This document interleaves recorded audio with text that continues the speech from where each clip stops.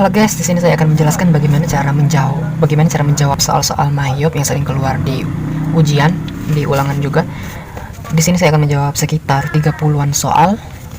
Ini adalah soal sekolah saya, UAS sekolah saya.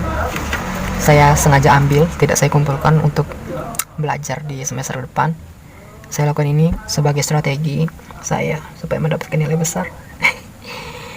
Saya tahu ini sedikit curang, tapi apa gunanya guru menyimpan banyak sekali soal? Menurut saya ini merupakan cara yang cerdas. Baiklah, kita akan menjawab soal nomor 1. Tipe akun yang dipilih untuk membuat akun current asset adalah detail account, detail check account, header, inactive account, set. Detail account ini untuk akun-akun detail seperti store supplies dan lain-lain, beban-beban. Tetapi detail check account ini untuk cash in bank, sedangkan header untuk ya current asset, fixed asset. Jawabannya adalah C. Yang tidak terdapat dalam akun classification. Bisa dicek sendiri dalam akun classification cuman ada 5. Pertama asset, liability, ketiga itu equity bukan capital, keempat income, kelima expense. Sebenarnya ada lagi other expense, cost of goods sold dan lain-lain. Nomor 3, jika muncul pesan an account that is being used as link account may not be deleted ketika akun dihapus, ini berarti ini menunjukkan bahwa akun yang digunakan sebagai akun link tidak bisa dihapus karena jadi jawabannya adalah akun tersebut merupakan akun link. Ini kata kuncinya.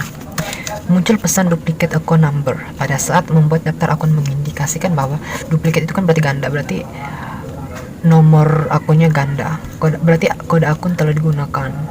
Kalau akun ini dimasukkan salah, kode akun kurang lengkap salah, akun ini dimasukkan merupakan akun link juga salah. 5. Untuk menonaktifkan akun maka kita harus menceklis inactive account. Inactive sendiri artinya tidak aktif akun-akun. Tag inklusif bukan, header non personal bukan jawabannya A. Misalnya card type yang tidak terdapat dalam card file. Customer ada, supplier ada, employee ada, personal ada. Jadi tidak ada vendor. Langkah menghapus daftar customer dapat dilakukan dengan cara card file, card list, pilih customer, pilih menu edit, delete customer. Ini yang paling tepat ya. Dalam pembuatan daftar persediaan barang, asset account for item inventory diisi merchandise inventory. Ini kata kuncinya. Akun aset untuk item persediaan adalah persediaan barang dagang. Tag type pada kode pajak PPN berisi good and service stock tag karena good and service tag ini rate-nya 10%, PPN kan 10%, jadi 10%. Dalam melakukan link terhadap akun pembelian, I pay charge for late payment, berarti late payment.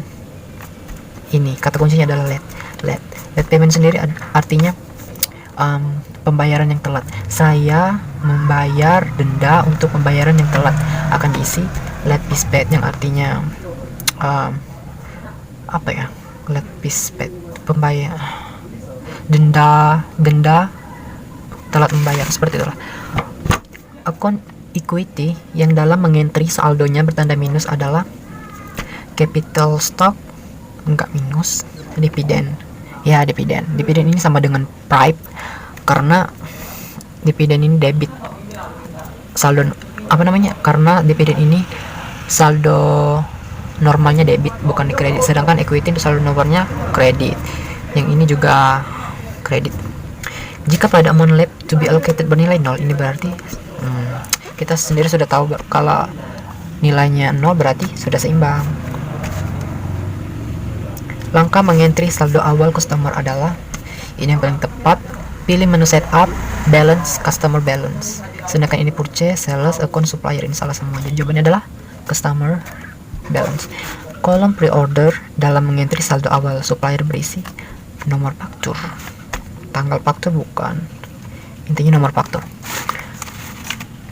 Kemungkinan yang terjadi ketika kita mengentri saldo awal pemasok tidak muncul pesan adalah jumlah yang di-entry kurang dari saldo akun payable. Salah. Jawabannya adalah A. Belum membuat akun link terhadap tracking payable. Ini penting loh. sebelum masuk transaksi kita itu harus membuat akun link, makanya tidak muncul pesan kalau kita tidak buat akun link. Nomor 16, pada saat mengentry saldo awal inventory, default adjustment akun berisi akun, default adjustment akun, karena ini inventory ya, jadi kita mengisi merchandise inventory seperti biasanya. Sorry, ini dia. Pada saat mengentry saldo awal inventory, default adjustment akun berisi akun merchandise inventory. Layout yang digunakan pada enter purchase untuk pembelian barang dagang adalah item, karena item ini untuk perusahaan dagang, service untuk perusahaan jasa. Nomor 18, jika sebuah peralatan lama yang telah disusun dijual dan atas penjual tersebut diperoleh laba, maka akun name pada menu resep money berisi akun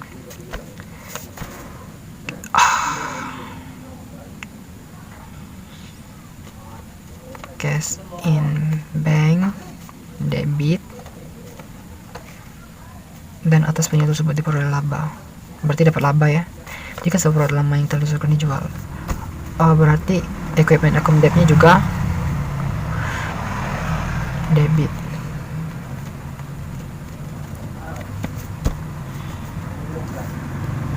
Kreditnya equipment. Jadi jawabannya A ya. Gain on sales of fixed asset. Cash in bank. Intinya gini. Oh iya, ada akun lagi. Gain on sales fixed asset credit, karena di resep money itu sudah otomatis terisi uangnya, jadi kita nggak usah masukin akun cash in bank lagi. Jadi jawabannya adalah D, equipment account debt dan gain on sales. Soal nomor 19, berdasarkan soal nomor 18, akun yang nilainya amount berisi tanda minus adalah equipment account debt, karena saldo normalnya kredit, saldo normal, sedangkan ini di debit. Nomor 21, pengeluaran cash in bank untuk pelunasan faktur akan diproses melalui, karena ini pengeluaran cash in bank, pelunasan faktur. Ini ya perbedaan dari banking dan purchase. Banking itu untuk pengeluaran yang bersifat bukan dari transaksi penjualan, sedangkan purchase baru dari transaksi. Banking ini seperti kayak penerimaan bunga, pembayaran bunga dan lain-lain, sedangkan purchase untuk pembelian, pembayaran dan lain-lain. Karena ini pengeluaran cash, berarti pembayarannya berarti pay bill. Pengeluaran pay bill itu artinya membayar utang, karena ini untuk pelunasan faktur, berarti jawabannya pay bill. Lanjut, nomor 23, tombol apply to sell pada situasi returns and credit dipilih jika namanya return, berarti ada retur, terjadinya retur atas faktur kopi, nota konten kopi, faktur asli, nota konten asli, terjadi kesalahan pada salah ini. Karena ini sell, berarti faktur kopi. Kalau nota konten kopi kan dia nggak pakai apply to sell, tapi pakai apa ya, apply to purchase ya kalau salah. Faktur asli ini pembelian, faktur kopi penjualan. Jadi jawabannya payment method yang digunakan pada menu enter sales adalah cek. Karena di bukti transaksi sendiri pasti ada cek. Betul. Cek itu kan dari bank, jadi harus pakai cek. 25, yang membedakan antara mengentry penjualan kredit dengan penjualan tunai adalah terisinya kolom pay today.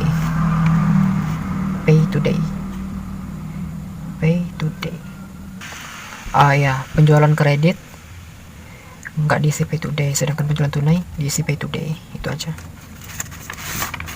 Pay today artinya kita membayar langsung, membayar tunai, bukan kredit. Selanjutnya,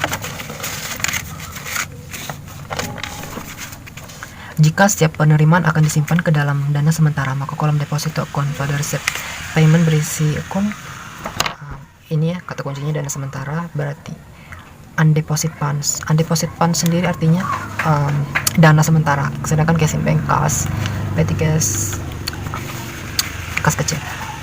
Selanjutnya, pada akun name jika terjadi transaksi pengeluaran untuk pembayaran gaji bulan lalu dengan cash in bank adalah transaksi pengeluaran untuk pembayaran gaji bulan lalu, bukan gaji bulan ini ya, bulan ini berarti bukan. Jawabannya expense payable, bukan wages and salary. Sedangkan wages and salaries itu untuk bulan ini, sedangkan expense payable itu bulan lalu, yang artinya utang. Nomor 28, transaksi pengeluaran untuk pembayaran beban listrik dengan petty cash akan diproses melalui petty cash. Seluruh transaksi petty cash itu selalu melalui akun record journal entry, nggak pakai yang lain. 29, transaksi pengeluaran kas bank untuk pembelian aktiva tetap akan diproses melalui, karena ini bukan pembelian barang dagang, kita nggak pakai purchase, kita pakai banking, spend money. Kalau receive money menerima uang. Kalau sales kita nggak jual. Kalau akun sendiri nggak ada hubungannya. Bisa sih sebenarnya tapi nggak. Nomor 30, nilai buku peralatan 50 juta telah disusutkan senilai 2.500.000 pada tanggal 25 Desember 2018. Peralatan tersebut dijual seharga 35 juta. Maka akun name pada receive money berisi akun. Berarti kita nggak. Oke. Jawabannya kayaknya bukan C. Equipment seharusnya berkurang, nggak bertambah. Jadi jawabannya adalah C. Kayaknya guru saya yang keliru buat soal. Harusnya equipment berkurang, tapi ini nggak ada equipmentnya. Nggak ada. Nomor 31, pesan berikut muncul karena menu receive money digunakan untuk mengentry transaksi receive money yang menerima uang. Apa ini? Nggak kebaca. Itu open receipt payment. Oh iya, penerimaan piutang tak tertagih. Bentar. Penerimaan piutang. Karena ini dari receipt money ya, berarti kita menerima uang. Tapi ini dari mana banking, bukan yang lain. Sedangkan ini banking itu berarti kan nggak ada hubungannya dengan transaksi barang dagang. Sedangkan ini ada hubungannya. Nggak ada ini. Nggak tahu pokoknya payment receipt. Nggak kebaca. Pokoknya jawabannya saya lupa. Beneran nggak kebaca mak bang. Transaksi bank service charge sebesar 250.000 akan mengurangi nilai akun. Tentu saja cash in bank karena ini adalah denda bank. Sebenarnya juga bisa interest income, pendapatan bunga, seperti yang kita lakukan seperti yang sering kita catat di latihan kita sendiri. Tapi yang paling tepat jawabannya cash in bank. Jurnalnya bank service charge pada cash in bank 250.000. Betul. Nomor 33, dalam menyusun penyesuaian store supplies, nilai saldo store supplies dapat dilihat pada akun list. Tentu saja akun list. Ini nggak ada hubungan karena ini untuk melihat transaksi. Astaga, tulisan gue jelek banget. 34, jika pada akun list diketahui nilai akun receivable 320 juta dan nilai allowance for double debt 9.500.000, sedangkan cadangan kerugian piutang dinilai 5% dari saldo akun receivable, maka jurnal yang tepat pada record journal entry adalah 5% dari 320 juta. Kalkulator.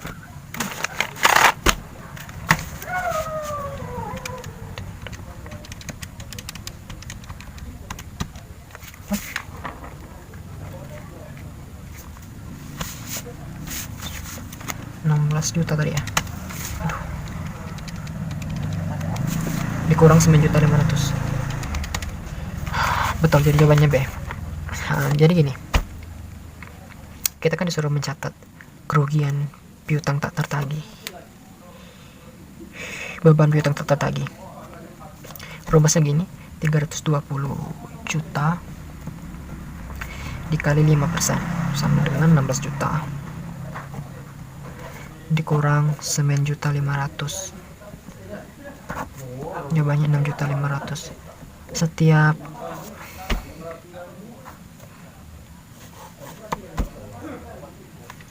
Ini kebaliknya. Sebenarnya juga benar kalau pakai metode aset, metode neraca apa ya, metode laba rugi. Sedangkan ini yang biasa dipakai. Nomor 35.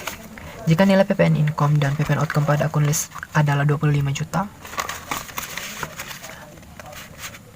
dan 40 juta, kemudian akun tersebut ditutup saldonya karena telah sesuai dengan tarif pajak standar, maka akun tersebut akan dipindahkan ke ini. PPN outcome-nya 40 juta. Sesuai di jurnal penyesuaian harus dikurangi, berarti di debit. Sedangkan PPN income-nya dikurangi juga 25 juta di kredit. Sisanya PPN payable 15 juta. Dan jawabannya adalah E. Terima kasih telah menonton video ini. Jangan lupa subscribe. Semoga mengerti.